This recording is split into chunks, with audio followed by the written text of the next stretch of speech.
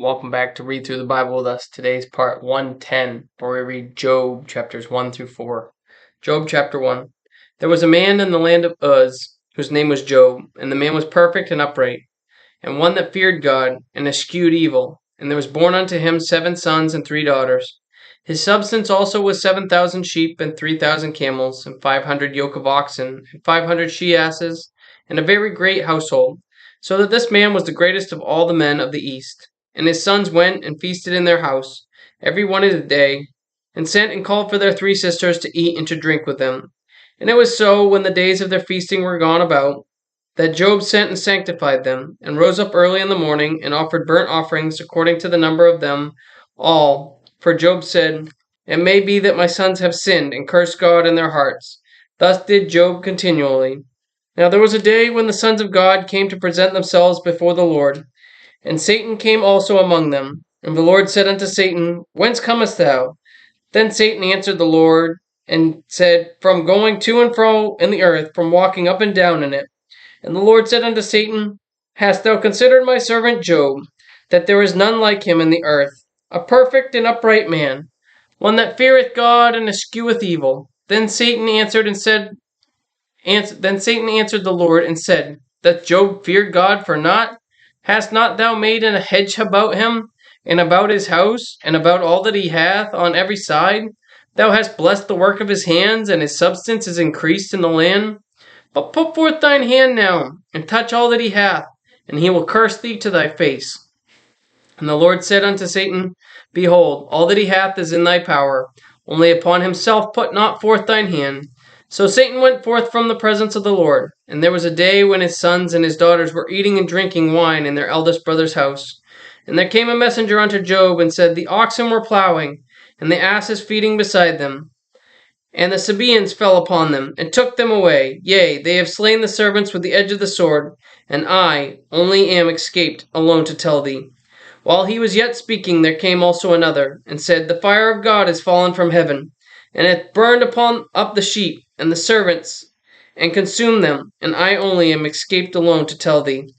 While he was yet speaking, there came also another, and said, The Chaldeans made out 3 bands, and fell upon the camels, and have carried them away, yea, and slain the servants with the edge of the sword, and I only am escaped alone to tell thee. While he was yet speaking, there came also another, and said, Thy sons and thy daughters were eating and drinking wine in their eldest brother's house, and behold, there came a great wind from the wilderness, and smote the 4 corners of the house, and it fell upon the young men, and they are dead, and I only am escaped alone to tell thee. Then Job arose, and rent his mantle, and shaved his head, and fell down upon the ground, and worshipped, and said, Naked came I out of my mother's womb, and naked shall I return thither. The Lord gave, and the Lord hath taken away. Blessed be the name of the Lord. In all this Job sinned not, nor charged God foolishly. Chapter 2. Again there was a day when the sons of God came to present themselves before the Lord. And Satan came also among them to present himself before the Lord. And the Lord said unto Satan, From whence comest thou? And Satan answered the Lord and said, From going to and fro in the earth, and from walking up and down in it. And the Lord said unto Satan, Hast thou considered my servant Job, that there is none like him in the earth, a perfect and upright man, one that feareth God, and escheweth evil, and still holdeth he fast his integrity, although thou movest me against him to destroy him without cause? And Satan answered the Lord, and said, Skin for skin, yea, all that a man hath will he give for his life. But put forth thine hand now, and touch his bone and his flesh, and he will curse thee to thy face. And the Lord said unto Satan, Behold, he is in thy hand, but save his life. So went Satan forth from the presence of the Lord, and smote Job with sore boils from the sole of his foot unto his crown. And he took him a potsherd to scrape himself withal, and he sat down among the ashes. Then said his wife unto him, Dost thou still retain thy integrity? Curse God and die. But he said unto her, Thou speakest as one of the foolish women speaketh. What? Shall we receive good at the hand of God, and shall we not receive evil? In all this did Job not sin with his lips. Now when Job's 3 friends heard of all this evil that was come upon him, they came, every one from his own place, Eliphaz the Temanite, and Bildad the Shuhite, and Zophar the Naamathite, for they had made an appointment together to come to mourn with him and to comfort him. And when they lifted up their eyes afar off and knew him not, they lifted up their voice and wept.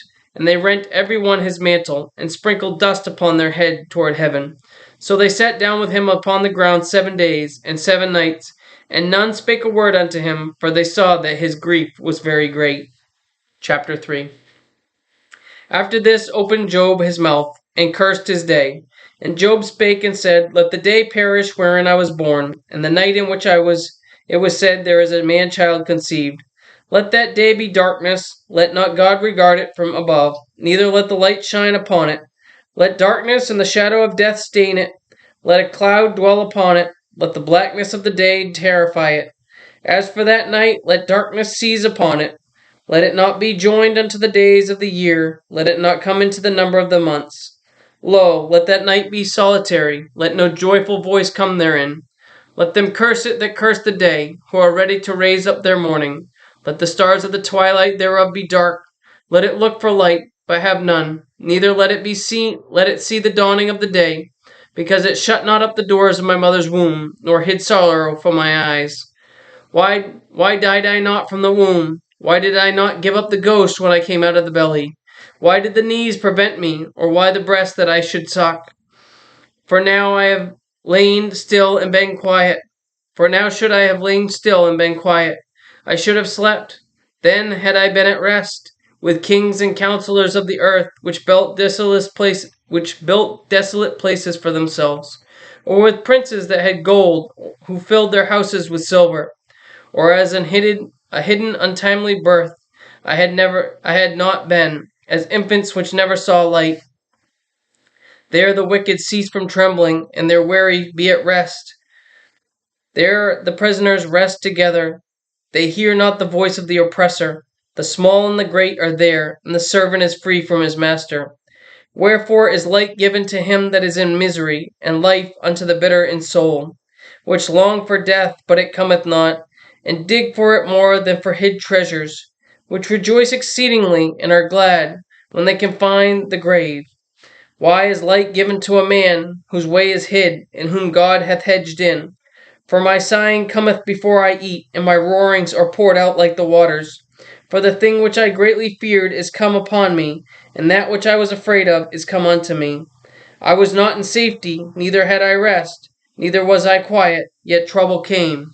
Chapter 4.